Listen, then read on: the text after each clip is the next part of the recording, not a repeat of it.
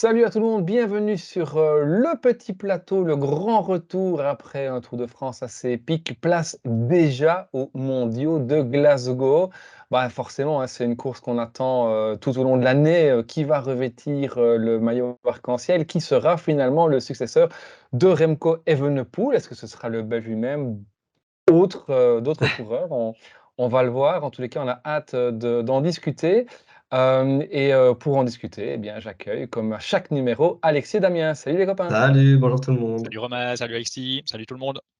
Alors, avant de vraiment d'évoquer le parcours, les favoris, etc., peut-être une petite question à vous deux en 30 secondes.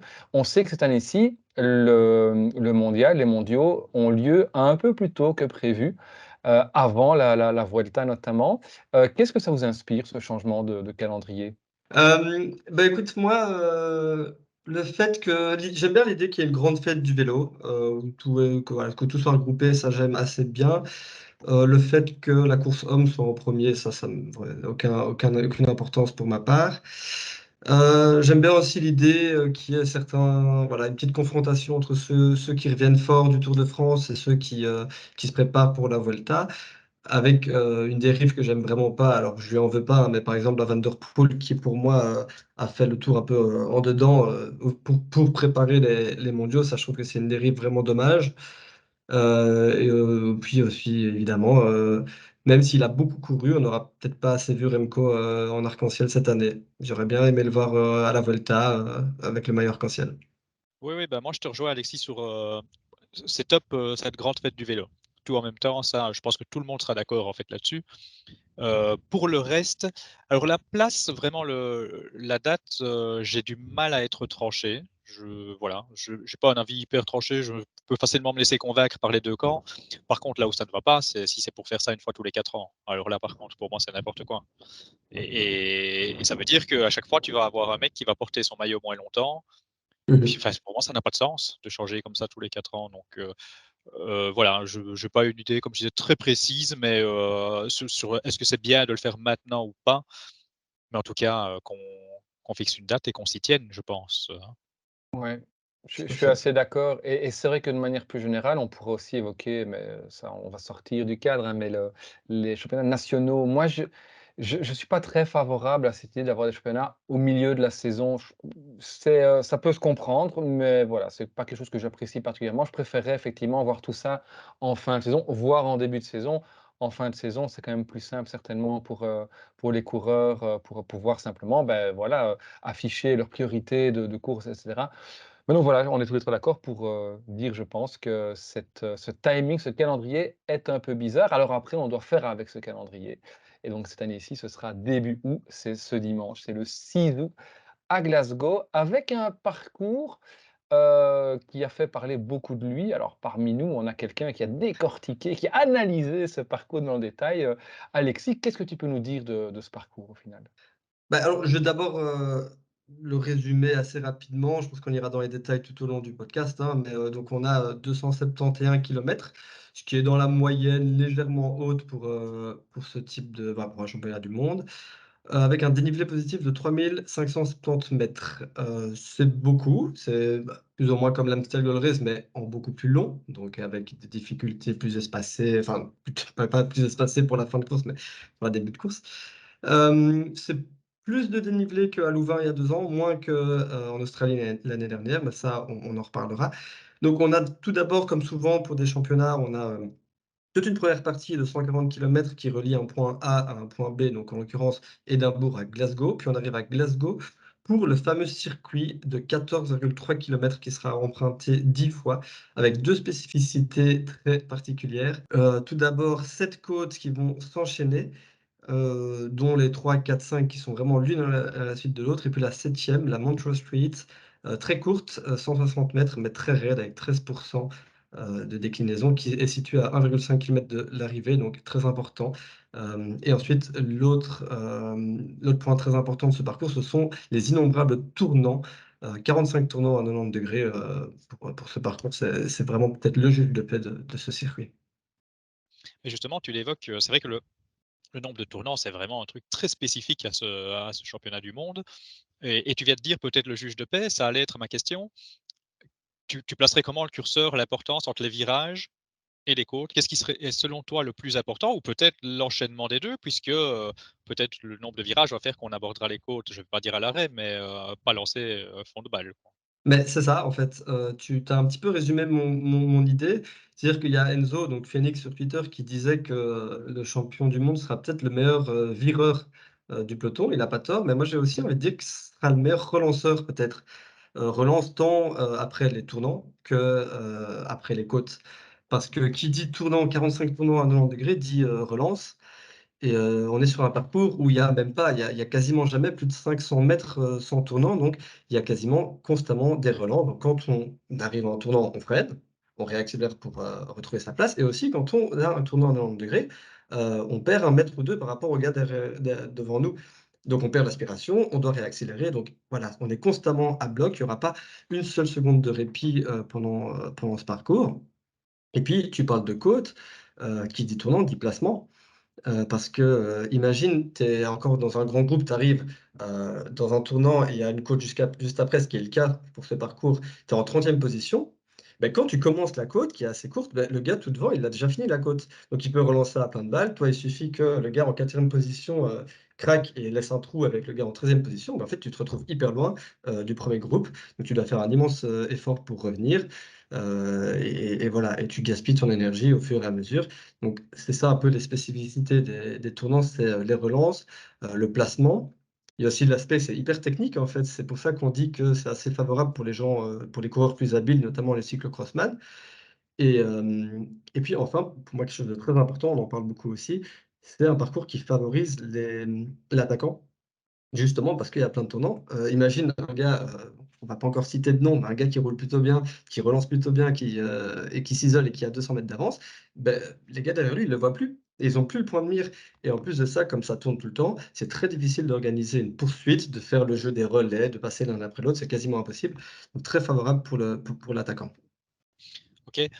Moi, j'entends plusieurs choses dans ce que tu dis et notamment, bah, tu as parlé des cyclo-crossmen, ça on l'entend un peu partout effectivement.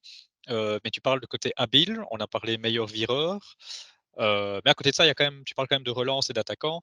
Là-dedans, en plein milieu, il y a un mec notamment, sa sélection a fait un peu débat chez nous, c'est Jasper Philipsen, mais je vais le prendre lui, pas pour parler que de lui, mais pour symboliser un peu les sprinteurs. Philipsen, il est très bon techniquement, il est très bon en placement, meilleur vireur, je sais pas si c'est le meilleur vireur du peloton, mais il peut l'être. En tout cas, il est très bon à tout ce jeu-là, mais à côté de ça, il y a le côté relance et côte.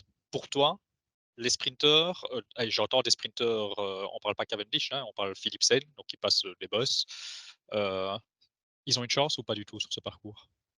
Pour moi, si un sprinter gagne, c'est qu'il aurait été, en plus du sprint, dans les 10 meilleurs du jour. Je m'explique parce que 2 scénarios, enfin plus que 2 scénarios, mais pour les sprinters, 2 scénarios.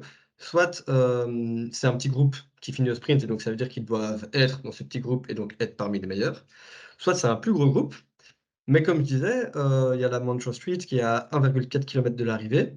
Imagine, pendant tout le parcours, tu es derrière, tu es à la 30e position parce que tu arrives pas dans les côtes et dans les relances, tu arrives pas à te replacer dans les 10 premières positions. Si Philipsen, au sommet de la Montreal Street, il est en 20e position, après ça descend pendant 500 mètres et puis pendant 1 kilomètre ça tourne, c'est mort.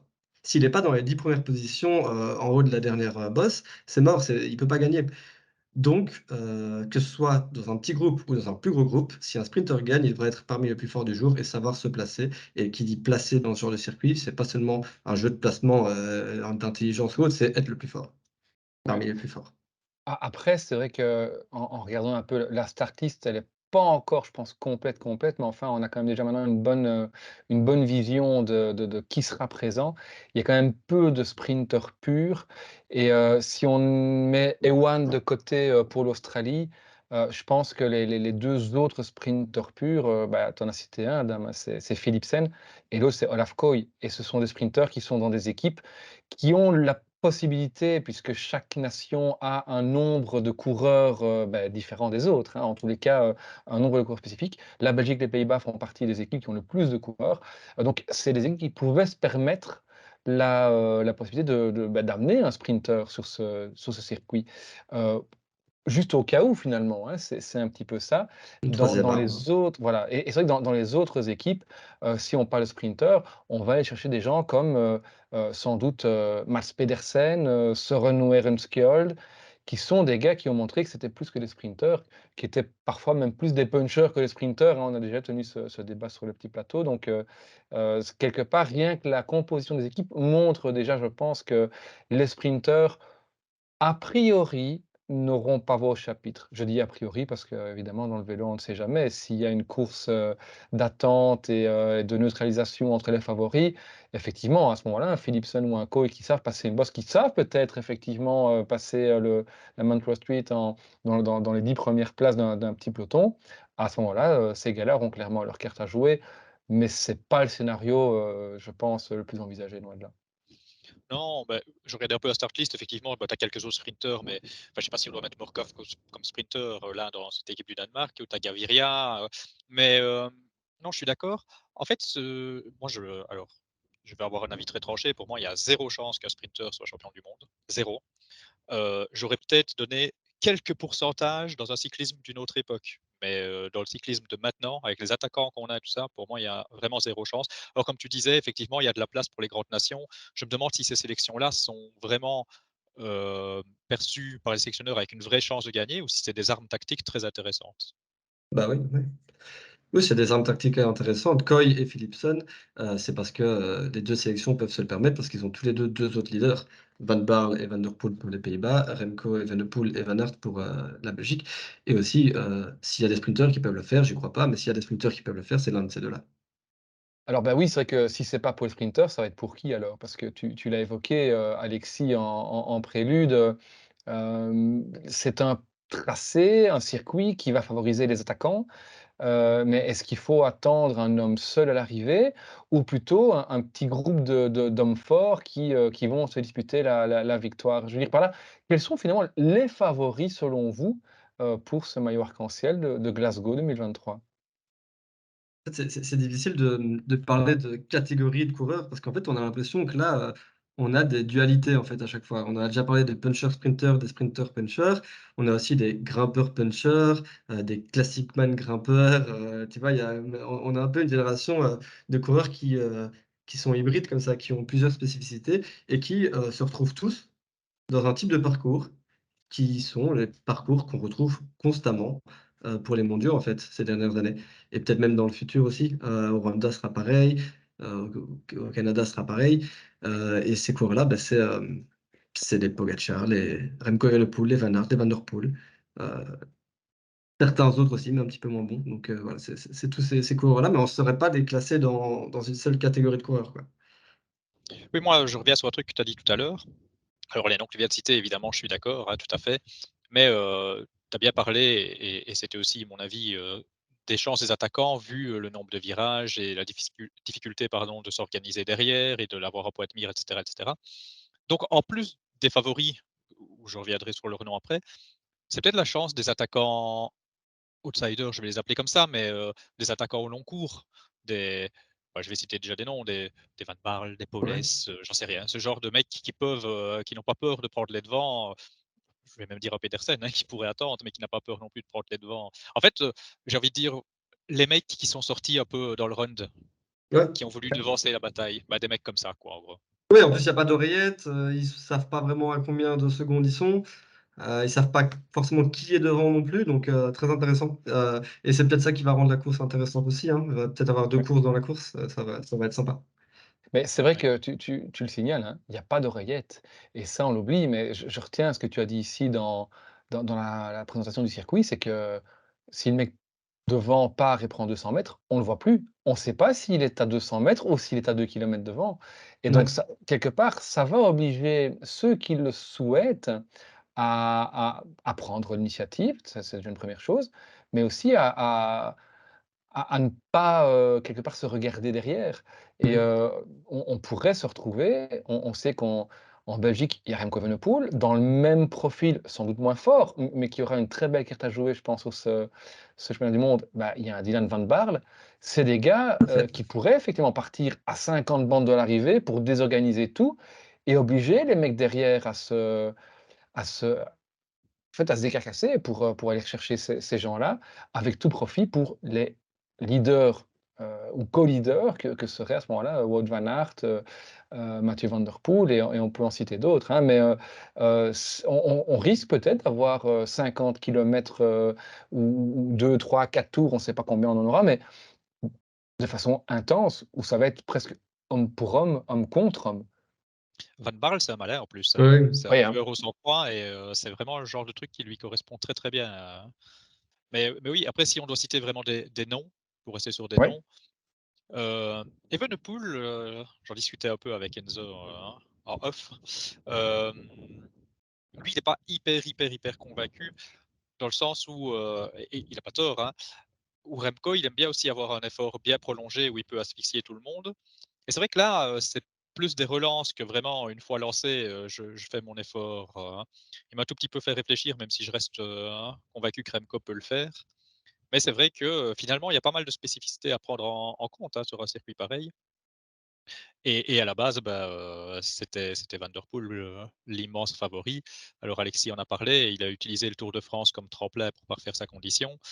Je sais pas si c'est que ça. Moi, ça m'a quand même inquiété, son Tour de France. Mais voilà, en top forme, c'est écrit Van der Poel, hein, en théorie. mais c'est vrai que Mathieu van der Poel, il faut pas oublier aussi son printemps qui était monstrueux cette saison. Est-ce que, il est capable de maintenir un tel ou en tout cas de répéter un tel état de forme, à un autre moment de la saison? Est-ce qu'un tel pic de forme 2 fois dans une saison, ça peut se retrouver? Il ne nous a pas habitués justement à la chose. Il nous a déjà montré qu'il pouvait être très, très fort pendant une séquence de la saison, mais pas forcément toute une saison, contrairement à d'autres coureurs. On a vu, un Tadej Pogačar par exemple, ou bien évidemment un Remco Evenepoel être capable de le faire. Donc, je te rejoins Damien, dans le sens où, pour moi, Van der Poel n'est certainement pas plus favori, sur le papier si, mais dans ce qu'on a vu ces dernières semaines, il n'est certainement pas plus favori que Remco Evenepoel sur ce parcours. ouais, c'est vrai. D'autant qu'il a aussi eu un pic de forme, pour le cyclo-cross. Ça fait encore un en plus. Van der Poel a montré qu'il était très fort, et c'est là qu'il se différencie, une de ses différences avec Van Aert, très fort dans, la spontanéité. Donc il a un objectif, il sait être à son meilleur niveau pour cet objectif-là. Hem, Maintenant, est-ce qu'il sait le faire pour 3 objectifs différents sur la saison? Je pense qu'il l'a jamais fait, jusqu'à présent. Donc, est-ce qu'il en est capable? Il pense que oui, il dit que oui.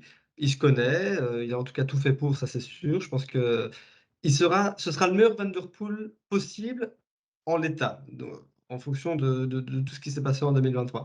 Donc, est-ce qu'il sait, faire 3 pics de forme en une année? C'est pas sûr du tout.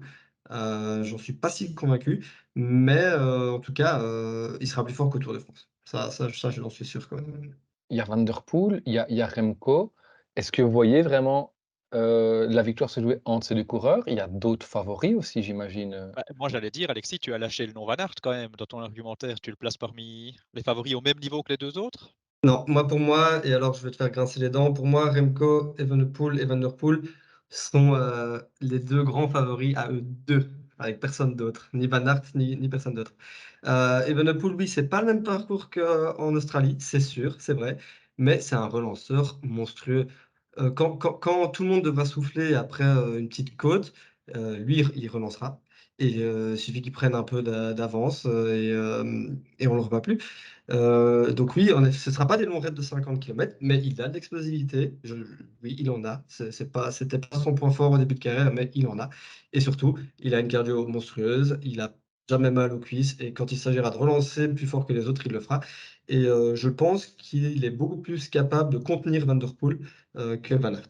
Et c'est peut-être ça aussi qui pourrait profiter à Van Aert, au final, hein. OK. Toi, Romain, j'aimerais bien t'entendre sur Van Aert, mais aussi sur, bah, un grand nom, c'est Pogacar quand même. Écoute, c'est bien que tu le cites parce que, pour moi, c'est un des favoris, Pogacar. C'est un parcours, on l'a dit, avec énormément de relance. Il faut du punch à crever et s'il y a un coureur qui, à l'heure actuelle, en tout cas à mes yeux, incarne ce qu'est le punch, c'est Tadej Pogacar. Et on sait que Pogacar peut répéter les efforts. On le voit sur, des courses comme le Tour des Flandres. il est capable de mettre des mines dans chaque petit mont flandrien. Donc ici, il est capable de mettre des mines, dans chaque petite côte et du coup, alors il faudra voir évidemment la forme de Remco qui, sur les différentes images qu'on a pu voir ici, tout au long de la semaine écoulée, paraît très affûté pour la Volta. Est-ce qu'il n'est peut-être pas un peu trop pour la haute montagne? Ça, il faudra voir aussi. En même temps, Pogačar a ce profil-là aussi. Mais ce sera très intéressant. Moi, je pense que la clé, elle va se jouer assez tôt dans la course.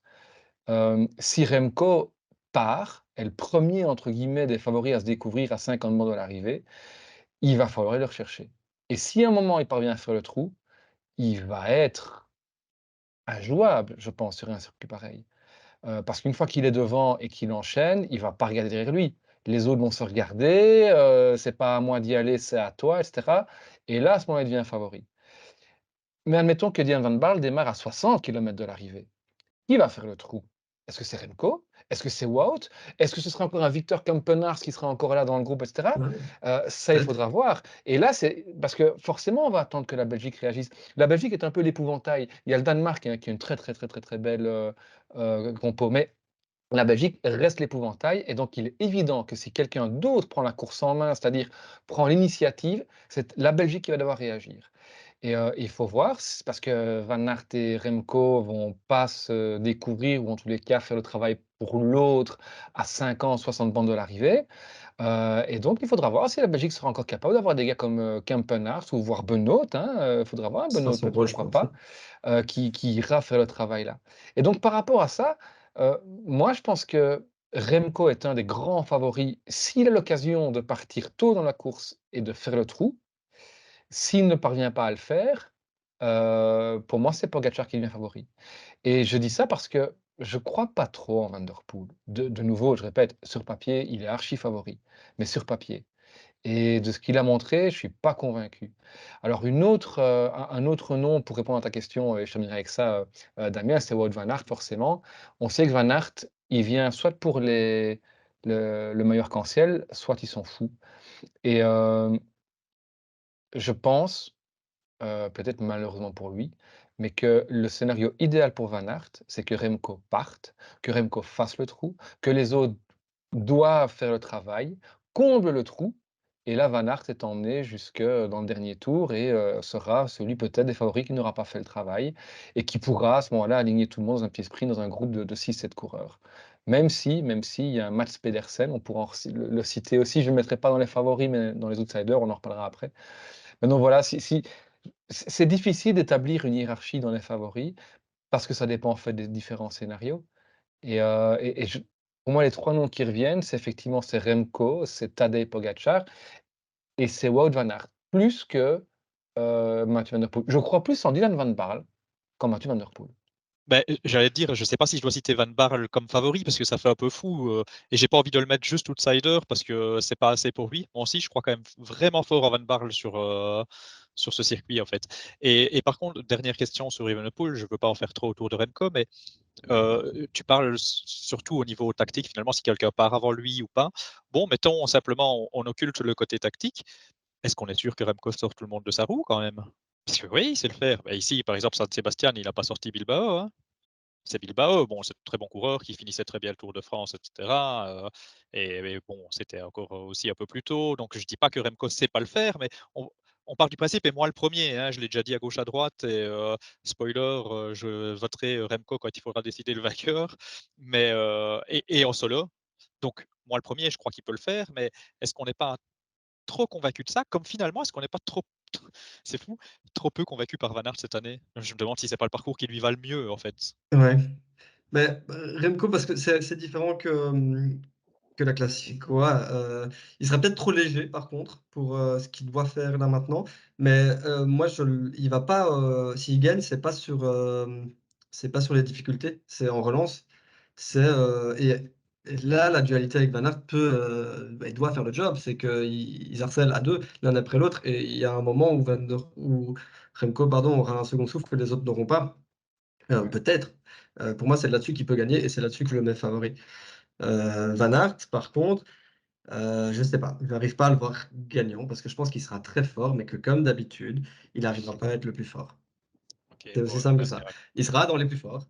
Par contre, le seul truc qui me fait dire le contraire, c'est qu'on est en août et que, aux Jeux olympiques 2021, par exemple, on était, il me semble, en août, il était trop fort. Et en été, le Van Aert est plus fort qu'au printemps. Je sais pas pourquoi, mais c'est comme ça. Donc peut-être que là, enfin, il arrivera à être le plus fort. Mais pour que Van Aert gagne, dimanche, il faut qu'il soit le plus fort. Il y en a qui peuvent gagner comme Van Baarle, en étant, les plus malins. Ce sera pas le cas de Van Aert. Il doit être le plus fort. Mais est-ce que aussi quelque part, tu as évoqué un parcours qui moi me fait penser au cyclo-cross, hein. On a beaucoup parlé Mmh. effectivement de ces spécialistes du CX qui pouvaient venir s'illustrer ici. Dans une configuration, enfin dans un scénario où à 3 tours de l'arrivée, on a encore un groupe compact de favoris outsiders. À ce moment-là, est-ce que, hein, on est à une petite quarantaine de kilomètres de l'arrivée, est-ce qu'un Wout van Aert ne va pas attaquer? Et se Bah, dire: «À partir de oui, maintenant, je suis à bloc pendant 40 kilomètres», comme c'est le cas sur un cyclo-cross, ou sur un cyclo-cross, c'est pendant, 5-6 tours, hein, pendant une quarantaine de kilomètres, c'est à bloc tout le temps, tout le temps, tout le temps. Et là, il a montré que alors dans les tout grands rendez-vous, c'est jamais lui qui gagne, c'est ça qui est malheureux avec Van Aert, mais de façon globale, si on prend les statistiques, regardez l'hiver dernier, il remporte, pratiquement tous les CX, hein. Tous ceux auxquels il participe, il les remporte, à part les championnats du monde où il se fait avoir sur un sprint, à 100 mètres de la ligne. Wout, on attend de lui qu'il règle un petit groupe, à l'arrivée, hein, mais est-ce que la meilleure chance de Wout, c'est pas justement de bien sûr. démarrer avant? C'est un moi, j'y pense évidemment 3 fois par jour. Quand j'imagine Van Aert gagner dimanche, c'est, en solitaire, tout le temps. C'est en oui, en C'est en solitaire, attaquant, ouais, comme à Calais. Ouais, ouais. c'est évidemment. Il doit faire les 2-3 derniers tours comme un cyclo-crossman, ça c'est sûr. J'aime bien vous entendre dire ça parce que je suis tout à fait d'accord aussi. Tout à fait d'accord et les sprints en petit comité, on a assez été déçus, c'est bon, il sait mieux faire à mon avis un solo qu'un sprint en petit comité, sans dire qu'il peut Ouais, pas gagner un sprint en petit comité, hein, mais il sait mieux faire en solo donc maintenant bon, voilà, le scénario là avec Remco, je pense que Remco, il aura toujours une longueur d'avance parce qu'il est plus fou, il attaquera encore plus tôt, il est plus fou et les 2, moi j'ai peur de mmh. ça. Enfin, on va pas refaire toutes les polémiques, sur l'équipe belge, mais c'est pas les meilleurs amis du monde. Ils ont un ego et c'est normal, c'est des champions, mais je pense qu'ils veulent être champions du monde. Ils veulent pas que la Belgique soit championne du monde, hein. Ils veulent être champions du monde Ouais. et donc voilà, s'il faut faire le job, Van Aert l'a parfaitement fait, l'année passée, attention, mais il va peut-être y avoir une course à celui qui attaque en premier en fait. Donc c'est le premier qui arrivera à s'isoler, hein. Ça c'est sauf si on arrive, dans le dernier kilomètre où ils sont encore tous les 2 là. Là, peut-être qu'ils se mettent d'accord. Parce qu'il faut pas Ouais. savoir qu'il y a faut savoir, pardon, qu'il y a, des championnats du monde à Zurich et en Haute-Savoie qui arrivent. Hem, Peut-être qu'il y a un arrangement entre les 2, 1 an sur 2 ou autre, un est un petit peu plus favori que l'autre. On sait jamais. Pour récupérer un peu, nos auditeurs, étrangers qui en auront marre de nous entendre parler de la Ouais. Belgique, on avait parlé un peu, outsider, bah, je sais pas, vous avez quelques noms à donner au niveau, outsider? On en a discuté un petit peu avant, tu parlais de 5 noms, donc moi j'ai pris 5 noms. Ben bon, sachant que pour moi, les Peterson ne sont pas outsiders, pas favoris, mais pas outsiders non plus, on y reviendra. Les 5 noms, Kragh Andersen, Ouais. Cosnefroy. Et donc quand je dis outsider, c'est les gars que, par exemple, Van Baarle, pour moi, est même un petit peu au-dessus d'outsider, tu vois? Donc voilà. Ouais. C'est les gars dont on vraiment on se méfie pas, mais qui peuvent, gagner, d'une manière ou d'une Ouais, autre. des Garcia noms qu'on n'a pas Cortina, encore cités en fait, c'est ça. Qu'on cite ouais. nulle part. En fait, Craig Anderson, Cosnefroy, Garcia Cortina, Sheffield et Fred Wright. Ouais, c'est belle cote ça, c'est vrai outsider, Ouais. outsider, hein. OK, Romain? Alors c'est pas qu'on ne le cite nulle part, mais un Laporte pourrait être intéressant sur ce C'est parcours sûr. vu la forme affichée. En tous les cas, si ça arrive dans un petit groupe. Je vois pas Laporte Mmh. l'emporter en solo, et tout porte à croire qu'on va aller vers, une victoire en solo. Donc pour ça que je le mets plutôt dans les outsiders que dans les favoris justement. Au contraire d'un gars comme Pedersen qui est capable de l'emporter sur les 2 tableaux, soit dans un petit groupe Mmh. à 5-6, soit en solo. Même s'il est un cran en dessous évidemment de ceux qu'on a cités juste avant. Donc j'avais aussi, moi de mon côté, bah, pointé Asgreen, qui dans une très, très forte équipe du Danemark pourrait avoir son épingle à tirer et un peu dans le mode de Van Baarle, partir assez tôt dans la course, et voir les autres se regarder, pour, partir à sa recherche. Même si Asgreen part, je pense que les Belges et les Hollandais vont s'entendre. Probablement. Voilà. Et sinon pour le reste, je vais pas en citer 5 parce que voilà, on pourrait en citer beaucoup, mais j'avais quand même, pointé aussi, Lutsenko, qui montre qu'il est en forme, il est sur une forme ascendante. Et alors, un petit dernier parce que je sais que c'est un nom qui chatouille aussi les narines de Damien, mais c'est Kwiatkowski, pardon. Je crois que le Polonais, il a montré, en tout cas sur le tour, qu'il a les jambes. Hem, il n'a pas dû travailler énormément sur le tour, donc il va arriver en bonne condition et de nouveau, des outsiders, c'est des mecs qu'on n'attend pas, qui vont partir et voilà, si Kviato part à un tour de l'arrivée, qui va aller dans sa roue? Et donc voilà, c'est un Tout à peu le fait. nom que j'avais sorti. Il y en aurait beaucoup d'autres, mais dans lesquels je Ouais, ne il y en a crois pas. plein. Ouais. Ouais. Moi, je vais juste citer 2-3 noms, mais je voulais citer le Danemark, il n'y a que Skielmos que vous n'avez pas cité, donc je vais citer Skielmos à la place du Danemark.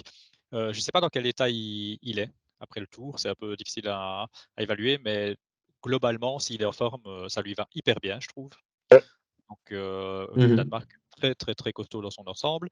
Alors, tu as cité Kwiatkowski, j'ai un peu peur le fait qu'il soit présent au Tour de Pologne, mais effectivement, tu me connais bien, c'est un nom qui me chatouillait les narines. Ouais, je le savais aussi. Euh, Tu as cité Lutsenko, que j'aurais bien cité aussi. Powless, Mhm. il est sorti du tour peut-être un peu fatigué, mais de nouveau, on Ouais. l'a revu après sur la Classicoa. Bon, alors, il n'a pas Trop grosse suffi, mais saison. ouais, j'arrive pas à l'écarter. Enfin bon, voilà. Ouais, Mais alors, je un nom comprends. que vous n'avez pas cité, qui est en forme, mais qui, je sais, c'est tout ou rien, c'est Hirschi. C'est un gars intéressant, franchement, profil parfait. Il sait faire. J'ai un peu regardé sur les courses à longue distance, et il en a déjà fait des belles places, hein. Que ce soit sur des mondiaux, que ce soit sur Liège, que ce soit. Ouais. Ouais, il sait faire. Alors bon, après, avec lui, c'est jamais quelle version de Hirschi on va avoir, hein. Sinon, globalement, je suis d'accord avec ce que vous avez dit, et on pourra en citer plein. Si on cite Laporte, on peut citer Matthews, même si Matthews ne gagne jamais. Si on cite Cortina, on peut citer Aaron Bourou, même si Aaron Bourou ne gagne jamais. Mais voilà, ouais, des mecs comme ça peut être intéressant. Ouais, justement, tant qu'on est dans les gros noms, moi, ma définition d'outsider, c'était justement des gars, dont on ne cite pas pour la victoire, mais qui pourraient gagner. Selon vous, des gars qu'on cite pour la victoire, mais qu'on a tendance à citer un peu trop facilement, est-ce qu'il y en a des un peu surcotés, on va dire? Ah, je- Oui, bah, moi, je suis désolé, Enzo, hein, et en plus, je l'ai déjà dit à gauche, à droite, ça va pas être une surprise pour ceux qui me suivent de très près. Il faut qu'on arrête à un moment donné avec Bettiol, hein. C'est pas possible, hein, Bettiol, à chaque grande course, Bettiol 2 étoiles, Bettiol 3 étoiles, ouais, attention à Bettiol. Ok, super bon coureur, ok, il peut répondre présent dans un groupe. Je suis allé voir, parce que je me dis, mais Bettiol, finalement, et c'est deux, en dehors des chronos, c'est 2 victoires professionnelles. Alors je dis pas, hein, et il y a le run qui est magnifique, hein, Bah, ouais. et c'est un gars qui est fort et tout, hein, je dis pas, hein, je veux pas dire ici que c'est un mec qui est pas bon, mais je trouve qu'il est tout le temps cité sur toutes les courses. J'entends Bettiol, Bettiol, Bettiol. Pour moi, non, pas Bettiol. Trentin à la limite, mais pas Bettiol. Vas-y. J'avais envie de dire, mais malheureusement, il sera pas là, j'avais envie de dire Girmay, qui, pour moi, ne pouvait pas gagner ici. Et alors, désolé, vraiment désolé, je vais en heurter certains. Hem, je pense qu'on est résigné et qu'on ne met plus favori, mais quand bien même, c'est Alaphilippe. Parce que, Alaphilippe, on ne le met pas favori, mais tout le monde dit qu'il est dans les 2 leaders de la France. Pour moi, il est au mieux, la 4e meilleure chance française. S Il y a Laporte, Madouas, Cosnefroy que je mets au-dessus, et si vraiment je voulais faire la provoque, je mettrais Pogard devant en plus. Mais, non, c'est pas, pour moi, c'est pas le meilleur Français présent, malheureusement, pour le grand coureur que c'est. Mais c'est vrai qu'Alaphilippe, à mon sens, il n'est pas du tout un des favoris, hein, je pense que son rôle à lui, c'est de faire un petit peu ce qu'un Van Baarle pourrait faire avec les Pays-Bas. Si Alaphilippe part à 50 de l'arrivée, décemment, vous ne pouvez pas le laisser partir. Mais si vous le laissez Non. partir, est-ce que là, il n'est pas capable de créer la sensation? Et alors c'est marrant parce que donc moi je ne le mettrais pas dans les surcotés. Par contre, si tu un autre gars du côté de la France que je mettrais dans les surcotés, c'est Madouas. Je veux Ouais, dire, ouais, ouais. Madouas a fait une saison 2022 exceptionnel. Cette année-ci, on l'a vu de nouveau sur les Flandriennes, pas aussi fort que l'année passée, mais il était mélangeant, mais on l'a vu sur le Tour de France. On n'a pas vu le Madouas, qui avait emmené Gaudu sur la 4e marche du podium, hein. D'ailleurs la Mmh. preuve, Gaudu est 8e, 9e, enfin, pour moi, Gaudu n'était pas moins fort que l'année passée, mais il n'est pas Madouas cette année-ci. C'est ça le problème de son Ouais. Tour. Et donc pour moi, enfin, j'entends souvent Madouas parmi les bonnes cartes de la France. Autant je crois vraiment en Laporte qui a montré qu'il avait du coffre, sur ce Tour de France, autant un Madouas, un peu comme un Van der Poel, m'a laissé une impression, assez négative sur ce Tour de France. Heu, Ils ont fait leur taf, hein, mais ils n'ont pas été, transcendants, loin de là. Est-ce qu'on peut être transcendant 2 semaines plus tard? Je sais pas. Pour Van der C'est Poel, bien oui, connu. parce qu'il nous a donné l'habitude d'être mauvais et puis soudainement trop fort. Ouais. Ouais. Mais Moi, bon, je vais être voilà. provocateur. Je suis désolé, et je veux pas qu'on perde nos amis français, mais Alaphilippe, à 50 kilomètres, il est plus là. Il est plus là. Ouais, je Alaphilippe, pense moi, je suis aussi. d'accord avec Alexis, hein. C'est triste, vraiment triste. C'est voilà, provocateur exprès, hein, parce que c'est triste parce que c'était un champion, énorme, et quand il était, au top, c'était un plaisir de le voir, et moi, je rêvais de le voir, sur le run au sommet, face aux autres, enfin, mais là, j'y crois plus. Là, j'y crois plus du tout. Et donc voilà, et après je suis assez d'accord avec ce que tu dis sur Madouas. Pour moi, Madouas doit quand même être une carte, importante de la France, mais je suis encore une fois désolé pour nos amis français, je leur donne pas beaucoup de chance d'être champion du monde, hein. OK, Laporte peut faire une place, mais je sais pas. Maintenant Madouas, je vais juste lui laisser un truc, il était bon sur les championnats nationaux, il est bon sur les courses d'usure quand même. Donc ça, c'est le point qui me ferait un petit peu dire que Madouas, peut être relativement intéressant, mais on parle plus d'un top 10 que d'un titre. Par contre, on a parlé des surcotés, on a parlé des outsiders. Il y a quelques très grands absents, Oui. dont certaines absences qui sont pour moi mais incompréhensibles. Alors petite question, à votre avis, heu, combien manque-t-il de coureurs parmi les 20 premiers au classement UCI? J'ai regardé donc les 20 premiers, combien à votre avis, sont au départ? Ou combien il en manque? Moi, 7 j'aime ou pas, 8. oh, j'irai quand même pas jusque-là, mais allez 5. Qu'il manque? Ouais. Bah, en fait, qu'il manque ou qu'il manque pas, vous pouviez me donner la même réponse, c'est 10. Ouf! Ah ouais. Ouais, il en manque 10. Donc Ouais. voilà, certains très grands noms. Alors après, il manque, Adam Yates par exemple, OK, voilà. Il manque Arnaud Delis, Ouais. bah, avec tout le respect, et j'adore Arnaud, voilà. Mmh. Maintenant, il manque Pidcock, et moi, je ne sais pas ce Ouais. que vous pensez. Pour moi, il y a 3 absentes marques, 2 encore plus que les autres. Allez, je vais vous dire 4 absentes marques. Pidcock, Ouais. Roglic, même si Roglic n'est pas nécessairement un homme, mais bon, il a quand même, gagné un Liège-Bastogne-Liège, par exemple. Il manque Ayuso, dans une moindre mesure, mais surtout, il manque Mohoric. Alors Mohoric, moi, c'était mon Van Barle, hein. C'était pour moi, les 2 ils allaient ensemble, hein.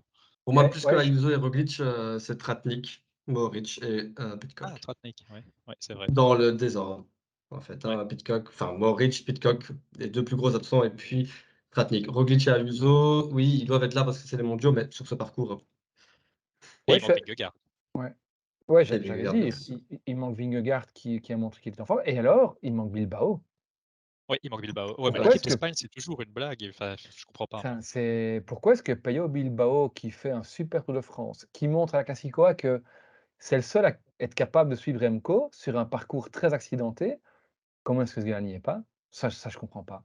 Pour moi, c'est Mais le c'est trop principal court. absent au vu de la Des forme démontrée récemment, et après je vous rejoins sur les noms qui ont été cités, et sur même les argumentaires, un Roglic, ouais, c'est pas forcément le meilleur parcours qui lui convient, mais ça aurait été intéressant d'avoir une paire Roglic, Pogačar sur, ces mondiaux. Mais oui, c'est clair. Mais pour moi, les ascensions sont trop courtes pour un Bilbao, pour des Yates, pour un Ayuso, pour un Roglic. Et c'est d'ailleurs pour ça, je lance déjà les pronos. C'est pour ça que je mets pas Pogacar 1er. Pas pour ce que tu as dit, Damien, sur le Tour. On ne sait pas dans quel état il est, mais aussi parce que pour moi, en supposant que Van der Poel a la forme d'avril, pour moi, les ascensions sont trop courtes pour que Pogacar lâche un Van der Poel, par exemple. Bah, écoute, tu lances les pronos. J'allais justement, les lancer en disant: «Bah, ceux-là, on sait qu'ils ne gagneront pas, donc les absents». Beh, c'est l'heure du prono. Donc comme à chaque fois, peut-être un prono et un joker? Alexis, oui? Bah, je vais aller. Bon, moi, c'est la pool party, hein, Evenepoel, Van der Poel, c'est les deux gagnants. Je vais en choisir un au hasard. Je vais dire Remco Evenepoel gagnant. Et en joker, Wout van. Ok, Pour pas le trahir. quand même, toujours. Et Voilà. peut-être que Romain? attends, Oui, pardon. avant ça, peut-être, Alexis, on est dans les outsiders. S'il y a un nom de ceux qui ne sont pas cités, s'il y en a un vraiment que tu devrais garder, comme ça on aurait 3 pronos. Il y a donc le favori, Dans les outsiders qu'on a le cités? joker et l'outsider, quoi, ouais. Ah oui, oui, donc, En dehors des gros mais je noms, peux dire quoi. un Pedersen, par exemple, ou pas? Ah, Trop c'est un petite gros cote, nom trop quand petite même, hein? cote. OK, non, non, je fais pas ça. Non, OK, bah, alors un Krak Andersen. Ah, Grosse cote, ça. ouais, De ouais. mémoire, 150 chez les books, un truc comme ça va, on accepte ça, c'est une grosse cote. Romain?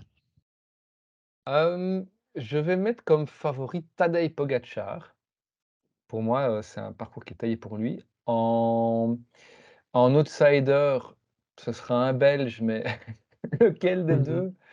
Je dirais quand même Remco parce que ça va aller à l'offensive, et du coup, ça m'embête, je sais pas si c'est Van Baarle parce que c'était mon numéro 3 après Pogačar et la Belgique. Mais non, dans les outsiders, donc les mecs qu'on a cités, mais pour la forme, heu, je dirais un Lutsenko, allez. OK. Moi, je vais partir, bah, je l'ai déjà dit ailleurs, donc je vais m'y tenir, ce sera Remco Evenepoel. En 2, alors, on est joueurs sur le petit plateau, on l'a toujours dit. Donc en 2, adieu Mathieu Van Der Poel, Wout van Aert et autres compagnie, Dylan Van Baarle. Ah, ben voilà. OK. Et en 3, je pense que j'ai oublié de le citer, et pourtant c'est lui que je vais choisir, et lui, il a une cote de 200 et quelques, si je me rappelle bien, j'ai jeté un bref coup d'œil. Nils Politt. Ah ouais, pourquoi pas? Ouf! Ah ouais. Ah ouais, ça, ouais. Ouais, D'accord. grosse cote, hein, mais Ah sinon, bah, grosse cote, il y a Marco effectivement. Haller et peut-être 150 par exemple, j'ai quand même jeté un Ouais. coup d'œil. Ouais, ouais, ça. Mais bon, Marco Beh, Haller, champion du monde quand même, c'est quand même dur ça, hein. OK, ben, on va voir ça. En tous les cas, c'est une course qu'on attend évidemment, avec beaucoup d'impatience. Il y aura aussi beaucoup d'autres courses, on l'a dit en introduction. C'est un week-end, c'est même une semaine dédiée aux mondiaux. Il y aura les mondiaux, femmes, espoirs. Damien, d'ailleurs, tu vas nous donner un bon plan si on veut avoir quelques infos là-dessus. Oui, oui, bah, j'ai été invité, récemment chez nos amis de Sans Oreillettes qui font toute une Ouais. saga, sur les mondiaux. Ils font sélection par sélection. Bon, ils vont pas faire toutes les sélections évidemment, ils ont choisi les plus grosses sélections. Ils font vraiment un tour complet à chaque fois, les hommes, comme tu dis, les femmes, les espoirs, nous, on a même été jusqu'aux juniors, avec la Belgique et un peu la piste, enfin bref. Et j'ai été invité, chez eux pour, l'épisode sur la Belgique. Donc moi, je vous conseille d'aller écouter, bah, non seulement l'épisode où j'ai représenté le petit plateau du mieux que je pouvais, mais également tous les autres épisodes que moi j'écoute au fur et à mesure. C'est toujours intéressant de les écouter, donc n'hésitez Ouais. pas, c'est le compte Sans Oreillettes. Voilà, une chouette équipe effectivement et un chouette podcast à suivre également. En tout cas, merci beaucoup les amis, on a eu, un grand plaisir à débattre de ces mondiaux. On se retrouvera, assez rapidement parce qu'après les mondiaux, va déjà enchaîner une fameuse Vuelta Oui. avec une start list de fou malade. On sera bien évidemment là pour préfacer tout ça. En tous les cas, bons mondiaux à tous. Alexis, Damien, bonne Ciao, course, bon ciao. amusement et à Ciao, bientôt. ciao. Bonne Bonne course. course à tous, à bientôt.